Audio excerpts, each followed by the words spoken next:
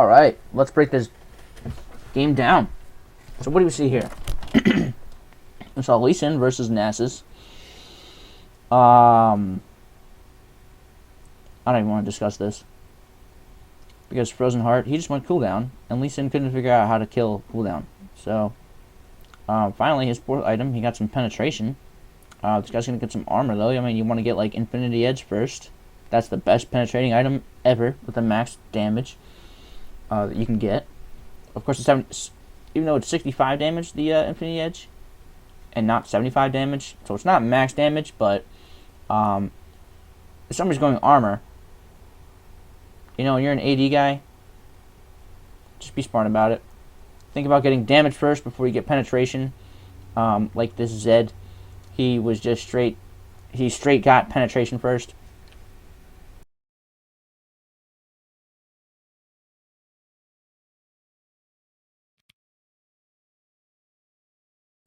So that penetration first really, you know, it's like you need damage first before you get that penetration. Anyways, my opponent, Vayne, let's see, he's got 2 items and boots. And I have 4 items with no boots. Okay.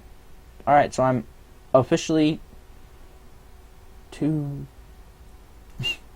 ton of damage ahead. It's going to have 75 plus 65 plus 25 plus 15. Alright. I don't know why you would continue to do your normal every game Vayne build when this starts happening, but whatever. So that matchup was pretty stunted. Now our Sona was going ability power, but you kind of need to have a hard mana item first before you get that mana font. Restores 30. Oh yeah, mana font restores 2% of missing mana. It's going to be okay on without mana, but it's going to be very strong and official. It's going to be sustainable. It's going to be perfect when you do have hard mana first before you get an item with mana font. So that was kind of screwy, seeing that our team... I mean, you don't get magic resist if one opponent has ability power. So, pretty not smart. I mean, bad choice.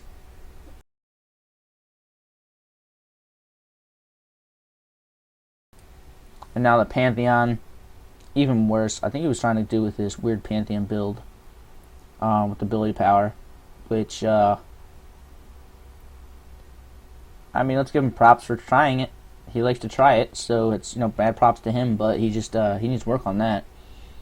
You really need to find, you can't really be countering in game. You gotta kind of find that build that wrecks, and then, try and rush that. Not so much as, okay, I want ability power. What items have ability power? What can I do here? And of course, 20 magic resist. We had one opponent who was not even, with 3 allies higher than our ability power champion. So he doesn't need magic resist.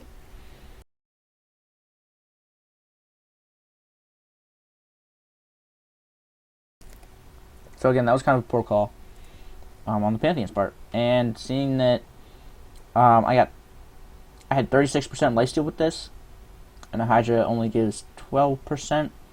So, Zed, good call getting the lifesteal, but if you're going to incorporate some lifesteal, get some higher, get Bloodthirster for 20%. I mean, seriously.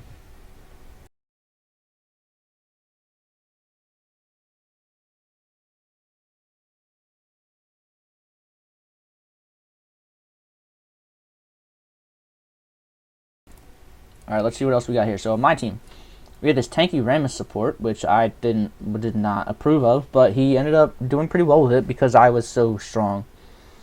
And they couldn't do anything against me, the both of them, seeing as, most of the time it was like a 1 versus 2. And then Rammus would step in to help me to just CC. So, I mean, it wasn't terrible. It was a good call, seeing as he knew he didn't have that much damage with Rammus. So, good work, buddy. And Ahri, I told Ahri, immediately you noticed that mid lane was getting wrecked. Ahri was doing poorly versus the Zed. and the Zed had his first item with penetration. So rushing Moral Namikon, he doesn't have lifesteal.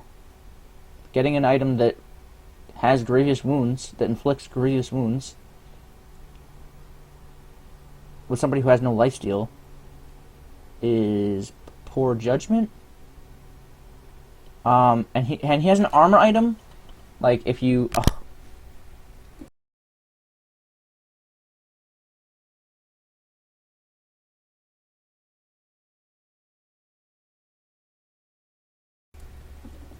okay, armor penetration does more damage to people who have armor. Okay, it penetrates the armor. So when an opponent gets armor penetration, you want to get health. So this second item should have been Rod of Ages. And I told Ari in game, I was like, do not get armor, which I'm kind of a little bit, whatever. Get health. Your health will counter somebody with armor penetration. So, I don't know. I guess, I don't know. Anyways, let's go to check out the MVP awarded to the player with the most turrets for the team. MVP tallied by Miss Elias, which is me, Tigudala, has been awarded to Lucian for the most focused on objectives and not kill deaths, out of lane engages, fighting when you're not pushing or defending a turret. So, great job, Lucian, there.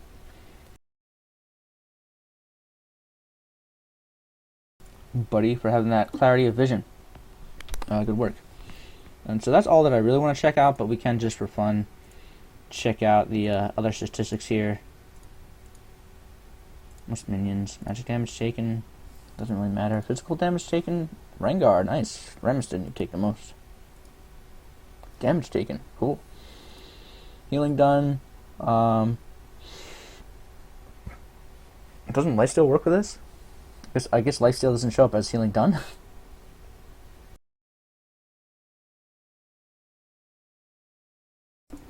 Wow, pretty cool to see that. Oh, because of course with Trinity Force and Spellblade and stacking his Q can obviously with Nasus critically strike, so that makes sense.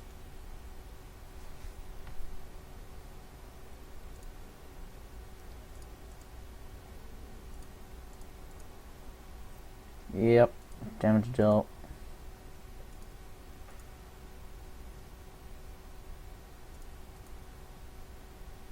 Well, cool.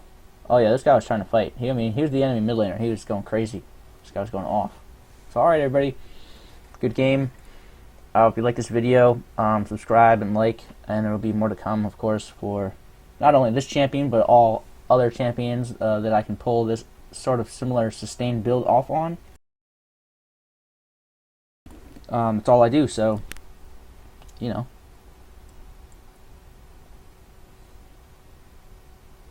Our team destroyed 6 turrets, though. Whatever, we only got, I only got the kill blow on 4 turrets. Whatever. Alright, what else can we do here? Oh, just a really quick, right? Just so you know what's going on. We use this rune page. The attack damage is my 80 rune page. I love to have the crit damage runes, but I stopped going Infinity Edge 3rd item, or 5th item even. As you saw that last game, I was working towards Death's Dance, my 5th item. So having crit damage in my rune page really doesn't do all that much, considering once I get 6 items, I'm going to sell my 1st item at that moment to get Infinity Edge. That's a long time to wait for a statistic in my rune page to kick in. Now for the mastery page, very standard. That's starter health with the reducing the cooldown. My summoner spells, health regen, blocking damage, attack speed, feast. When you kill a minion, you get to gain health. Bonus lifesteal, bounty hunter, which I'm pretty sure I got a pretty large proc. I think I maxed this last game. And armor penetration with whenever I do critical strikes, you heal yourself up, because that Essence Reaver I had. Let's check really quick the build. How much crit is here?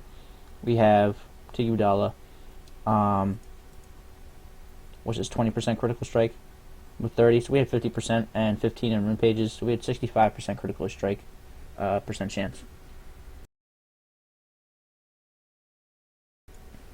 So that Warlord's Bloodlust was going to be kicking in often. So that was my preference there, my choice. You could go for a Fervor of Battle. I would not suggest this one so much.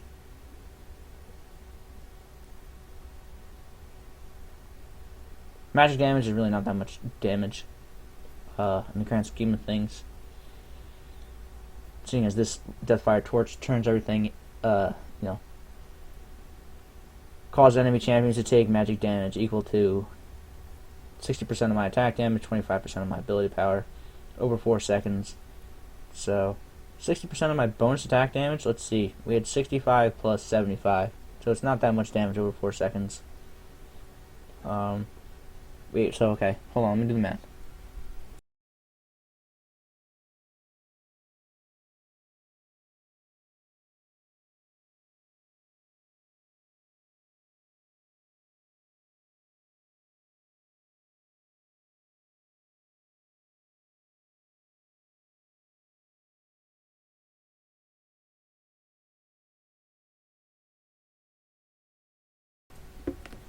Alright, so in terms of Deathfire Torch, let me scroll over it so we can see.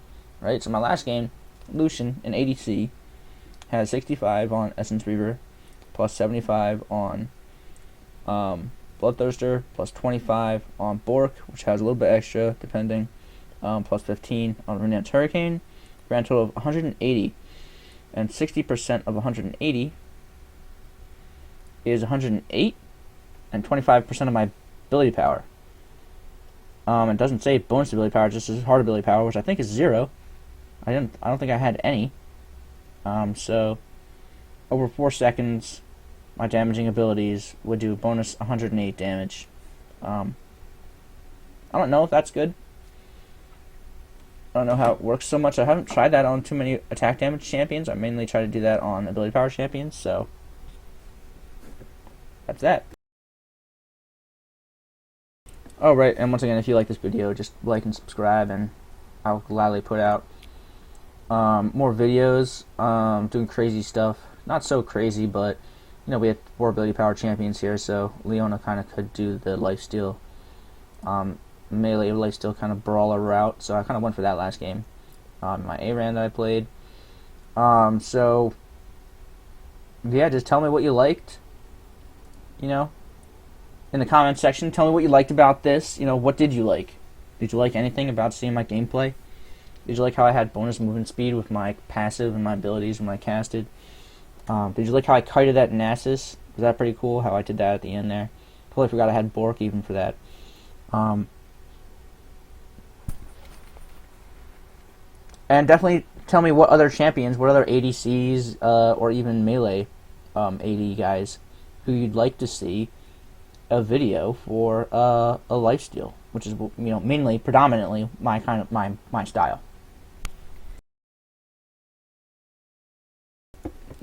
And yeah, I will certainly do my best to be making more and more videos as time comes along. Especially if you can tell me, oh, I want to see a video with somebody. Well, I'm going to be waiting until that guy's a free weekly champion, and if I see he's a free weekly, and I heard somebody make a comment and say, hey, I want to see a lifesteal build with this guy, with a Azir. Well, I don't have a Azir. So, he's free this week. So this will be the time, for me to invest and look into playing a new style, and to show you guys, different ways that you can do things. And sort of what I consider as the overpowering build. Alright, everybody, have a good one. This is Mr. Leias. I'll talk to you guys next time.